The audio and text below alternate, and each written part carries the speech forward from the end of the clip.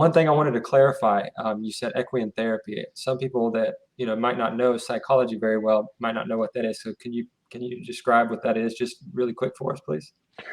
Yeah. So that's what we do with that is we use horses as part of the process to work through some of the challenges that the vets are having, and we have those. We have vets, and we have first responders, we have spouse sessions, and we even do have military children sessions. Although that's more like a pizza party in a barn with horses. But yeah, we use horses because horses have this ability to connect with us on this very intuitive level, and even so much so that horses can regulate their heart rate to match your heart rate. And because horses are prey animals, they're always kind of hyper vigilant, right? They're always trying to really what they want to do when they're around us is to make sure that we're not going to eat them. What they don't recognize is how many people are afraid of the opposite, right? Or to get kicked or something like that. But we really use the horses as a segue into conversation, right? It's much easier to talk about your worst day if there's this horse in between you, and you're learning how to groom the horse. We're talking a little bit about the horse, and then we talk a little bit about life and the challenges they're facing, maybe the trauma of being in combat, or maybe for a law enforcement officer involved shooting, something like that. We're talking about that, but at any moment we can totally flip the subject and talk about, hey, why do horses do this? Why do they make this sound? And we just want to make it a comfortable environment for them to really unpack all these things, because there's not a lot of space out in the world really to do that. And traditional therapy, it's not really appealing to veterans or first responders. And so while we're talking through some of these things, we're also learning about horses. They're learning the skill. They're building this confidence. They're leading this 1,200-pound animal. And we take them. We start in the stall. We put these horses in a stall, 12 by 12, and we have two vets or two first responders or a mixture of both in there together. And it's a little uncomfortable because you have this 1,200-pound horse and you're in their world. And Yeah. but it allows you to start recognizing some of the fears in your life. And it's just really amazing how it starts off. I'm a little nervous and anxious around this horse because horses are big. And then next thing you know, 10 minutes later, we're in a conversation about, we're driving through Baghdad. We're getting to this place where usually there's a lot of people. There is no people. Then all of a sudden, bang, this happens. Man, and I've never told anybody that, not even my therapist, right? So I'm looking at a man who's been going to therapy for, 20 years, who has not told his therapist that. And I say, well, what do you tell him? And well, I just tell him I'm anxious, right? And so I'm like, well, maybe you need to tell them this incident, right? So you can get to the root cause, Yeah. and you can get some help. And so we do a lot of that. We do a lot of facilitating, a lot of Sure. a lot of like organizing, and we have some fun too. So they get in the round pen. It's a 60-foot circle. If you're not familiar with a round pen is, and they get to exercise the horse. They use their leadership. They use their body language. They learn how to communicate non-verbally, which helps with interpersonal issues. And next thing you know, the next time they come to the farm, they have boots on, right? Then the next time they might have a cowboy hat, and they're just really all in. Yeah. They're like, yeah, they're just That's loving it. awesome. But what's really cool is after the day's over, the guys, they want to hang around and they want to continue to talk to one another. And that's kind of a measurement for me. Mhm. That's like a report card. Like, are these Sure. guys going to be in a hurry to leave? Because oftentimes when they come, they're just brokenhearted. They're tense. They're sizing each other up. They're wondering what they can say around each other. And then Sure. before they leave, man, they're like, "Hey, I'm going to send you a friend request. Hey, man, I'm going to this Louisville Bats game. If you want to go to the Bats game, let's meet up." And that's the win, because we have over 200 events a year for veterans and first responders. But we can't have 365, right? And so those other days, the win is when they can communicate, connect on their own, and develop their own support system. And then they just Sure. come to us for a tune-up, right? Yeah. So Mhm. the equine mentoring, we call it mentoring instead of therapy. Therapy is sometimes a dirty word in our community. Sure. And really the way that we go about it isn't necessarily the secular approach. It's more what God says about trauma, right? What the Bible says about trauma and about manhood, authentic manhood, and about, these different things that we face as men. Because this is just my belief. Not everybody has to share my belief, but I believe, we can cut out the middleman here. Let's cut out the middleman. We don't have any more time to waste. I know that I Yeah. suffered for a long time. Some of these folks are suffering for decades. Let's just Mm. get to the source. Let's get you on the road to feeling better. And in turn, when you feel better, the family feels better.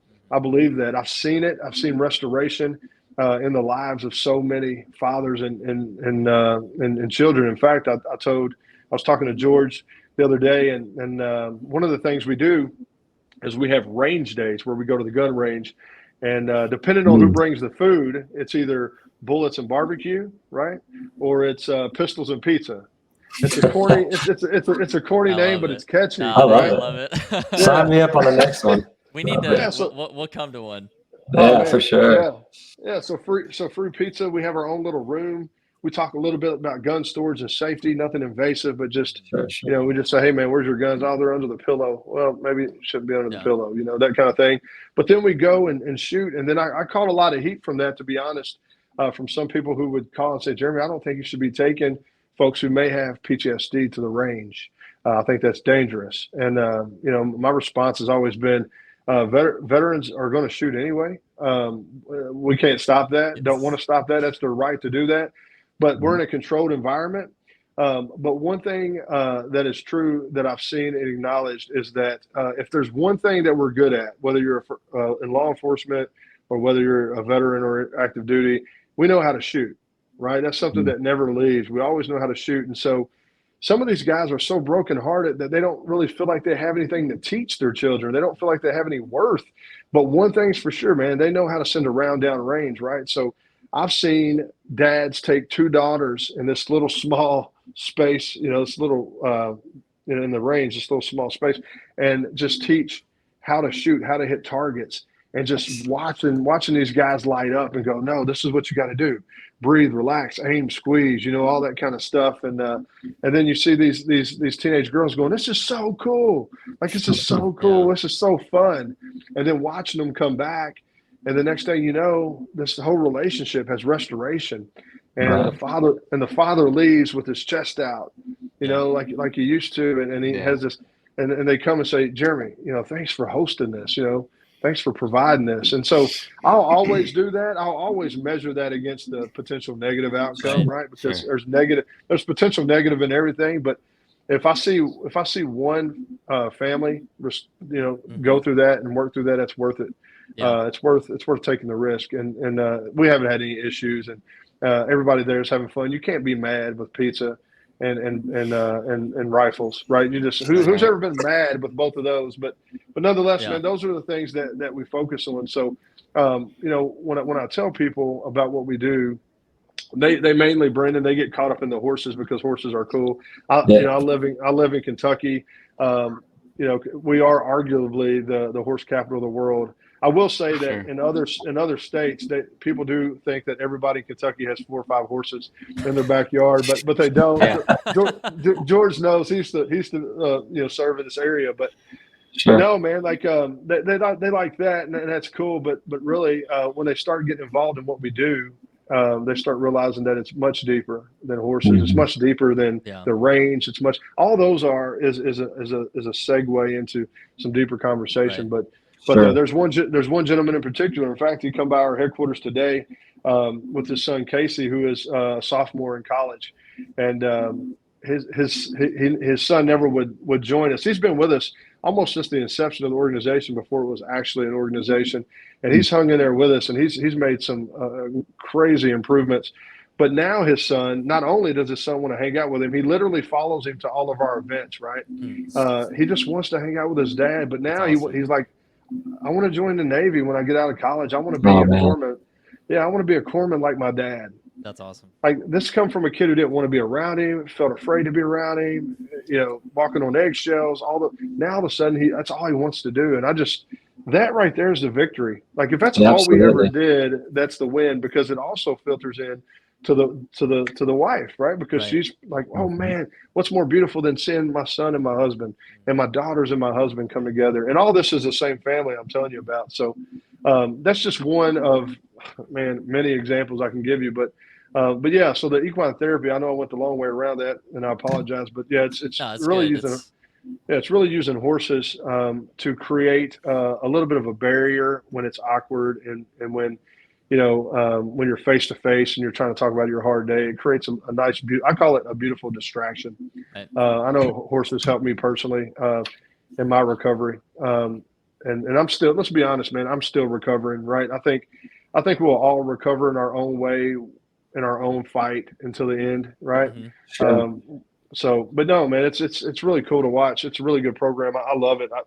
I've done so far to date in the last 4 years. We've done 378 equine sessions. Those are Wow. generally on Saturdays.